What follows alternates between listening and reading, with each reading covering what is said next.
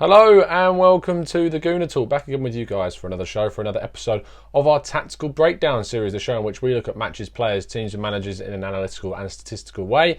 And of course, usually this show is in the form of something reacting to a match and breaking that down with both Drew and Graham. And don't worry, that show is still around and still is and will continue to be, I hope, throughout the season. You can go and check out our 2-2 North London Derby tactical breakdown, which is still on the channel. Really good insight, so please do go and check that out. In fact, it will be in the description below.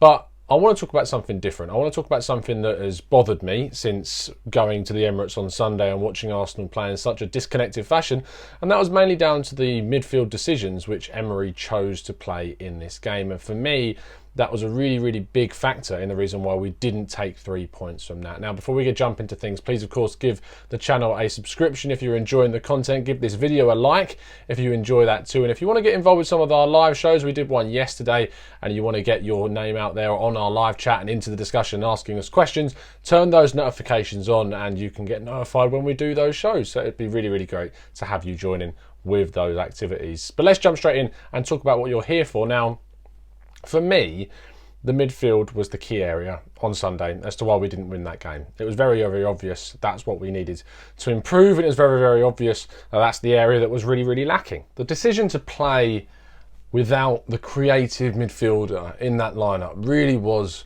what cost us in that game. And for me, when you're looking at a team like Arsenal, a team which has such pace, such power in its front line, to not play someone with any sort of glint of creativity, for me, was madness. And I really think that Emery got that hugely wrong on Sunday, and it definitely cost us. Now, what we're going to do is we're going to look at some of the different lineups of our midfield in which I think we can play, the one that we obviously did play, and see if we can come up with some suggestions of how we might change it. Now, of course, these are just my ideas and my opinions, so I would love for you guys to put your ideas into the comment section below. I'd really appreciate that. And not only that, but we're going to talk a little bit about Danny Ceballos as well, and what he can do and what he can add to the team moving forwards. So on your screen now, I want to show you Lucas Torreira's heat maps from the last two games in which he played. You can see there, you've got Torreira in the 65 minutes that he played against Tottenham Hotspur, and you've got the 33 minutes in which he played against Liverpool. Now, what do you notice about these two maps? I think the first one is very obvious. Then, in half the time, there is a lot more intensity about Lucas Torreira's game against Liverpool than there was about the game against Spurs, which for me, a player which was given the prerogative to play slightly advanced ahead of Granit Xhaka, is a bit concerning. It goes to show that maybe he's not as mobile as people think he is, or maybe that's down to the position that he was asked to play. Please let me know in the comments what your opinion is on that.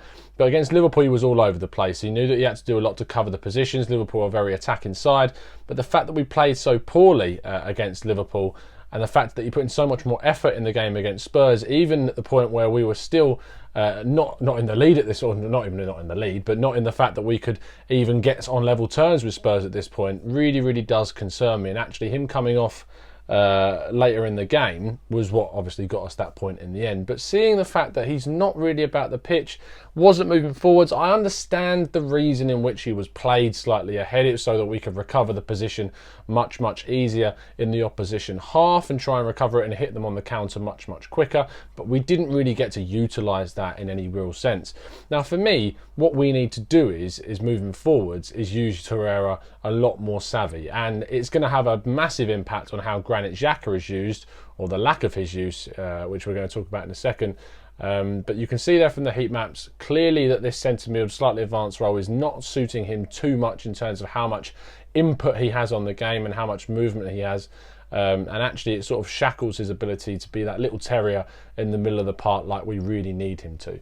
Now, we're going to move on and talk about some of the lineups in which we could suggest. So the first one you can see on your screen now is the one that we obviously played on Sunday. Xhaka playing slightly deeper with Guendouzi and Torreira. Now, because we did this, Xhaka did the normal thing, and you can see the arrows there, spraying the passes out wide right and wide left. Sorry, some really hard words to say there.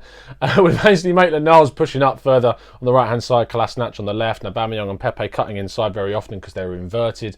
And Guendouzi was sort of the main guy on the field to create those areas on the pitch that he was going to find those passes to the wide right, to the wide left, finishing off those balls and being that guy that was really the creator for someone who isn't known of huge amounts of creativity. And it was, of course, his pass which led us to that Aubameyang equaliser in the second half. Now, this didn't work. We knew it didn't work. There wasn't enough creativity. There wasn't enough to connect that front three to our midfield three. So this second suggestion that you can see on there is what we obviously switched to with Torreira going off, Ceballos coming on, but Xhaka remaining on the park. But I think that the decision to keep Xhaka on the pitch wasn't the correct one for me. I think that we should have kept Torreira on there. I think we should have taken Xhaka off and Ceballos being brought on for the Switzerland international. And for me, this is one of the strongest lineups that we have. Torreira playing at basically in the middle of that midfield three as a slightly deeper player. I do think has its disadvantages. I think that Torreira personally needs someone next to him to be the best player that he can be. I think that in the Premier League, it's not really his type of game. In Serie A and for Uruguay, yes, he plays that role at the base of a diamond extremely well, but I think on the Premier League stage he needs that little bit extra of support. And I think in a formation which sees Guendouzi next to Torreira with a more creative player in front, be that Mesut Ozil in this lineup here, or be it Ceballos, which I'm going to talk about in a second, I think that works much better. Torreira can then drop in with Guendouzi pushing forward when we're on the attack, and when we're on the defence, Guendouzi drops back into that back line to make it a solid midfield too. I think that has a lot of different avenues in which we can use it. I think that Guendouzi is undroppable at the moment with how good he is, and we obviously know how much creativity Ozil brings to the team when he's on form. That key last two words there is the caveat though. If he is on form, he is good, but obviously he can have these inconsistent fixtures in which he's pretty much anonymous for a lot of the game, and that is obviously going to be concerning. But here you can see a lineup with the possibility of even playing Callum Chambers in that deep role. Some people suggested after Sunday's game that we should look to play someone else instead of Xhaka there, and Chambers is obviously an opportunistic player that wants to come in and play. He had a fantastic game against Newcastle. A lot of people even thought that he should not have been taken out of the side because of his such a good game against Newcastle. Although I have to say I like David Luiz and I like what he's done. I actually think that people have been overly critical of some of the errors that he's made. I think the goal against Spurs, the first one where he obviously pushes up, that's not down to him per se. He has to do that. He has to press on because Socrates has left him so vulnerable in that area that for me, David Luiz had to push up and press him. And unfortunately, the game against Liverpool for the third goal, yes, he was idiotic to make that penalty go and concede that penalty. That was idiotic, and I can hold my hands up to that. But the third goal, obviously, he's on a yellow card. He can't really do too much. Monreal and Xhaka are pushed so far up the field that they'd left him so exposed. And for me, that wasn't down to him whatsoever. I wouldn't call it madness. I wouldn't call it a huge mistake. He was left in an extremely vulnerable position. With support and with the right person next to David Luiz, I think he can be a really, really good centre-back. And I think he has done. I think technically he's provided us a lot. But Callum Chambers playing in that possible DM role is an option for Unai Emery. Whether he uses it or not, we'll have to see moving forwards. Again, with Guendouzi being undroppable. But if you play this formation, for me, Ceballos has to be in there to provide that dribbling ability and that creativity. Finally, what is on your screen now is what I believe to be Arsenal's strongest lineup with as many players fit as feasibly possible. You can see there with Bellerin, Tierney and Holding coming back in. You're interesting to see my decision to put David Luiz in over Socrates. I actually think that with the Holding next to David Luiz, it might provide him that little bit of added security that he needs to really play his best game. But please, in the comments, let me know, do you think it should be Holding and Socrates, or do you think it should be someone else? I quite like the idea of seeing Holding next to David Luiz. It does interest me.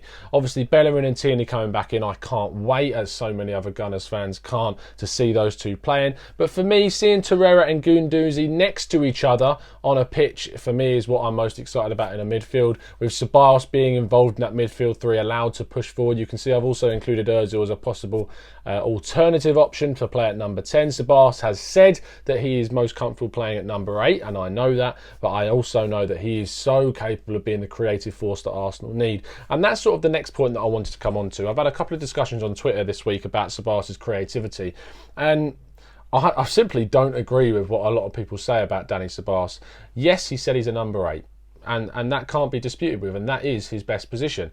But to say he can't be the creative force that Arsenal need is rubbish, in my opinion. It's complete rubbish. And to say that it's all about Ozil to be the creative player for us and that we're not the same side without Ozil in the team isn't true, because we've got someone from Real Madrid that has time after time showed that he is capable of not just putting in a cross here and there, not just playing a pass out to a wide position, but playing the ball which cuts apart defences and creates opportunities for his team to score. So I'm going to show you plenty of examples which prove that point. So moving forward, you can see in the game against Burnley, in which he was easily the best player on the pitch, the pass in which he set up Matteo Guendouzi, spotted the run, easily dragged away the final defender Aubameyang in that central position.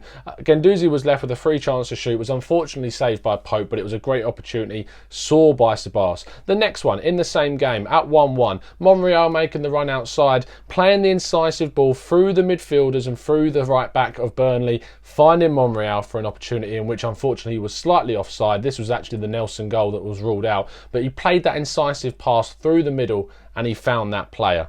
The next one, there's a lot of opportunities, and you'll see a lot of examples from the Spanish national, or the under-21s national side, in which they played exceptionally well during the under-21 tournament. Playing the ball inside the box, spotting that player. I wouldn't necessarily call this a cross. He's not outside the box, he's inside the box, and he's spotted that player and he's played the ball into him and found him, and it's a great pass, and he gets it through plenty of white shirts in there.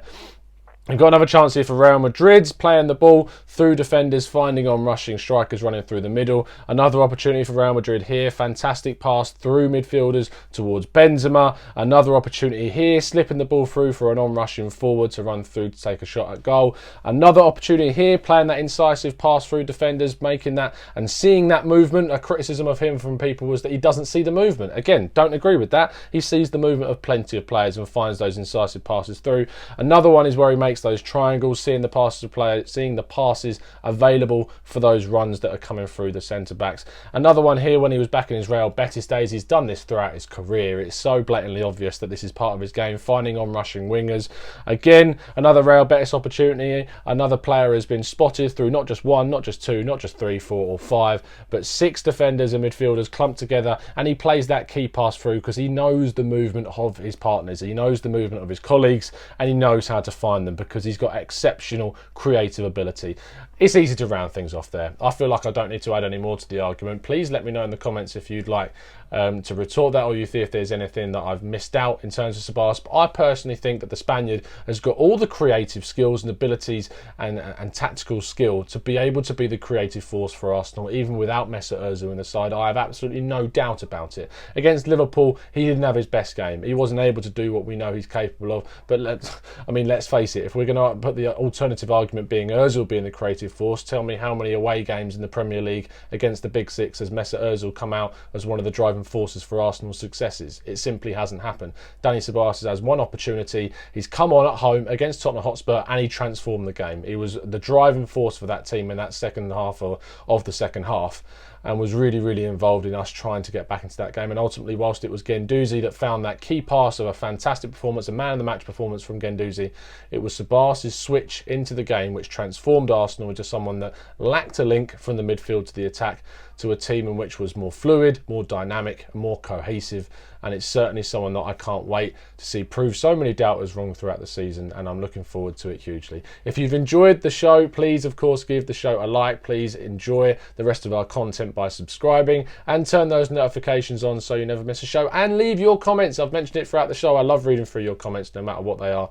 I always read through as many as possible, so thank you for tuning in. I'll see you again tomorrow for another different video during this international break. I'm sure we'll think of something to talk about, but I'll see you again very, very soon. And as always, up the Arsenal.